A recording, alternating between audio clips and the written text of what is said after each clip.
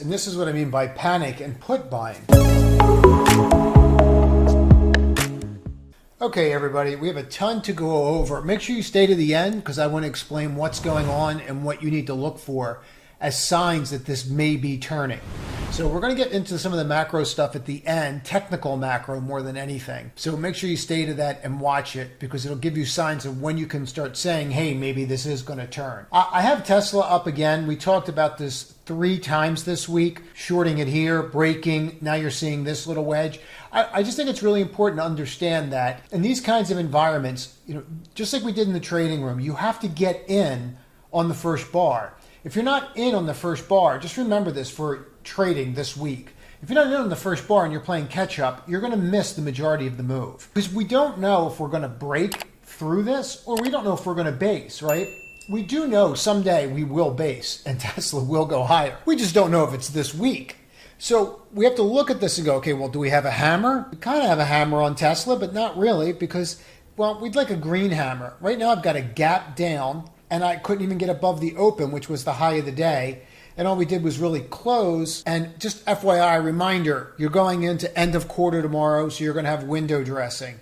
And then that's going to unravel on Friday, right? So we know that's going to unravel on Friday right in the options X. So just kind of keep that in mind on your trades. Expect volatility. The reason I wanted to show this is, see where you're at right at this level? You're at that 750 level. And we talked about that being like the perfect bonk level on Tesla, right? You can see that going straight across. We actually even drew that line a little further back. I think it was the last video. So you can actually see how it even extends back here. So why am I showing this? I'm showing this because that's exactly where you went to. So always having your levels marked. Support becomes what? Resistance, bonk, bonk, right? And then you're right in here.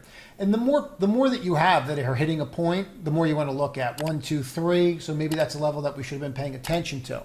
That's why we shorted here. So now the question is, what do you do? Well, people might say, oh, I missed it. And maybe you missed the majority because here's your issue.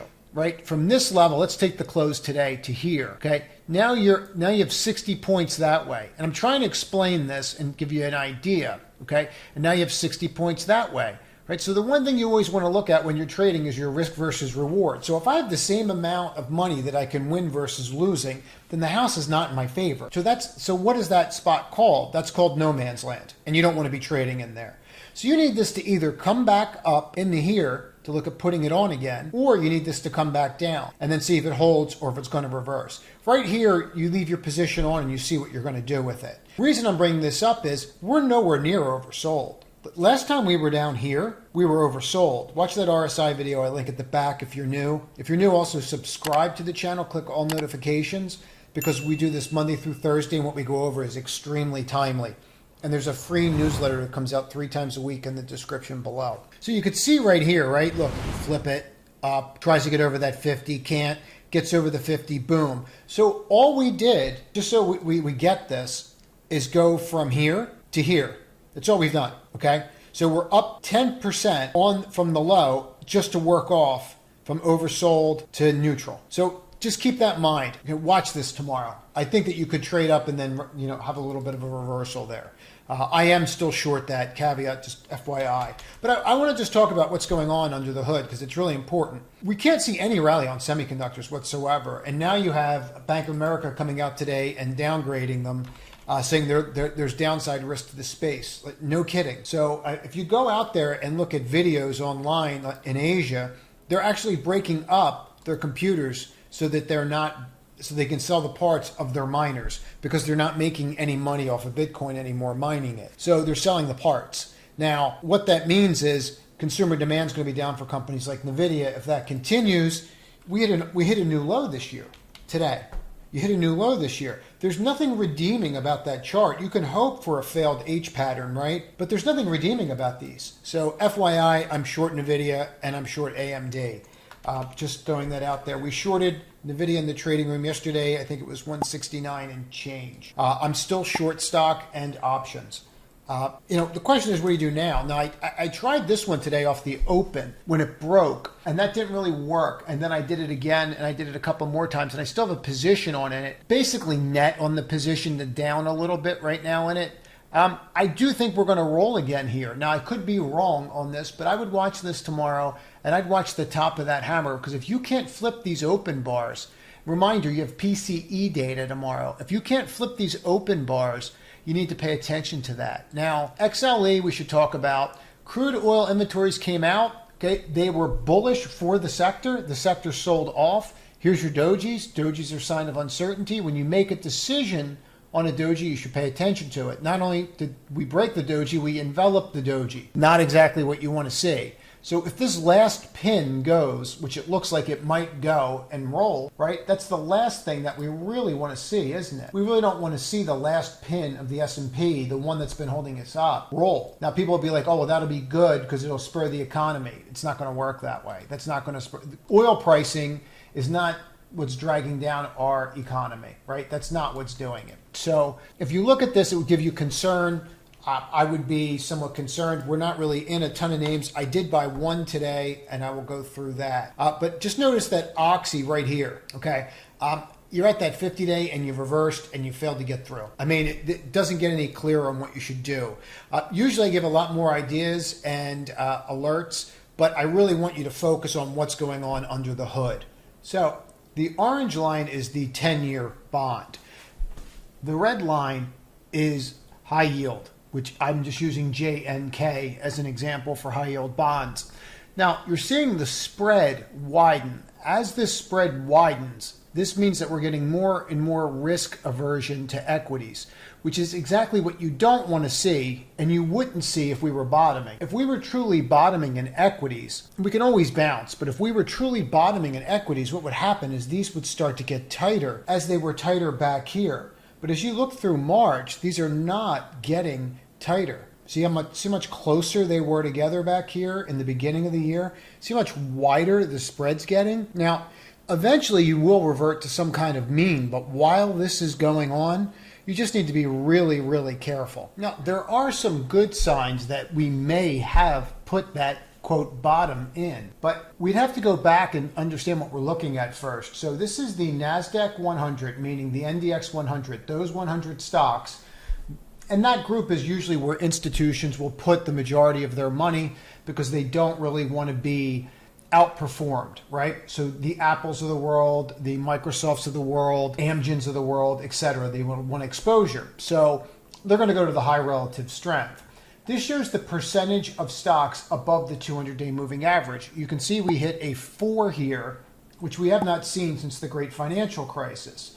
Now, we stayed under for a period of time. You stayed under for about, this is a weekly chart. So you stayed over, let's say you stayed under from about that level to about from March 09 to September. So about 8-9 months before you finally took off again. And we could be in the beginning of that where you're seeing something like that, where this could be month number 1, and then we go sideways and go higher. So we are oversold on a lot of metrics here, and that's why it's scary to be shorting here, because you can see a massive rally. We're just grossly oversold. So looking at data like this makes me very concerned about just really increasing the shorts, and you'll notice that even when your shorts break, they're not dropping the same way they were dropping earlier in the year. Now, if we're going to focus on what's going on out there, we kind of have to take the temperature of what marks a bottom. And usually what marks a bottom is fear. Now, what I have up here is a little different than what most people look at. I'm just going to use the put-call ratio, the equity.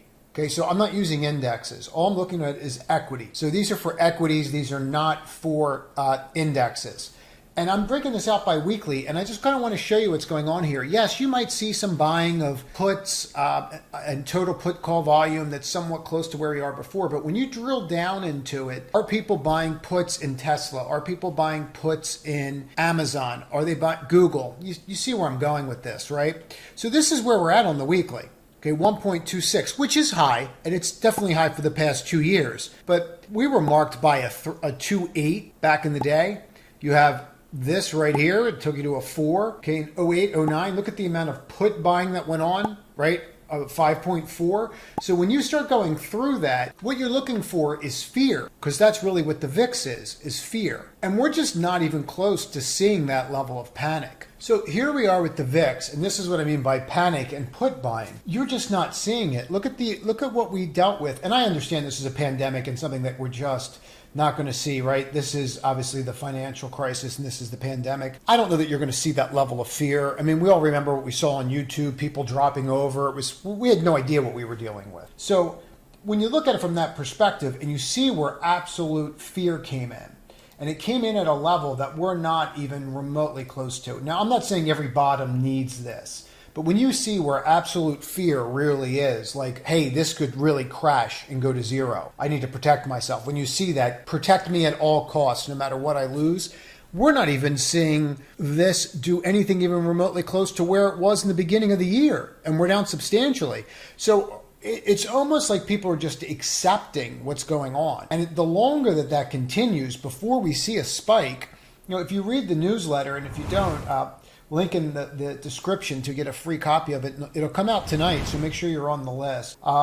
It also comes out Monday with a week ahead, giving a synopsis of what to look for in bullet points, and then I do a week review on Fridays, and it's free, so link in the description. Anyway, I still think you need to see around the 40, and we're just not even there yet. So that's definitely something to think about, and it's definitely something that's on my mind, and I'd like to see something along those lines to really confirm that we might be putting in a short-term bottom. So we are, as I showed, oversold, but we're not seeing any level of panic that would lead to any major bounce. And that is somewhat troubling. So that's what I have to go over today. It's really important for me that you grasp those concepts, understand what's going on with the high yield market, understand what's going on under the hood with the internals, the VIX, price call ratio. Just keep those in the back of your head. Look at them periodically.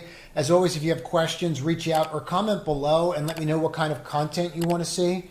I'm working on a how to trade options like video, like a really long in-depth video, because I got so many comments on it.